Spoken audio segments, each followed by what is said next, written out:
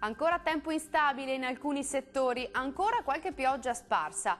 Vediamo dove. Sul Veneto diffusa instabilità su Bellunese, Trevigiano, Nord Vicentino, Veneziano e localmente anche sul nord padovano, dove saranno possibili ancora dei rovesci. Andrà meglio altrove con più sole.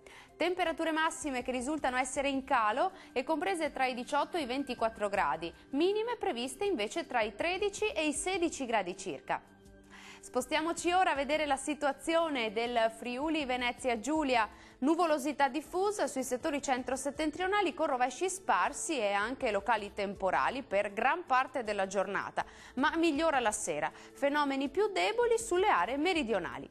Temperature massime tra i 18 e i 20 gradi circa, minime intorno ai 16-17 gradi. Raggiungiamo infine il territorio del Trentino Alto Adige. Insistono nubi e piogge diffuse più intense a partire dal pomeriggio. Saranno possibili anche temporali sul Trentino, ma comunque fenomeni in esaurimento durante la serata. Temperature massime intorno ai 20 gradi, minime sui 12 gradi circa.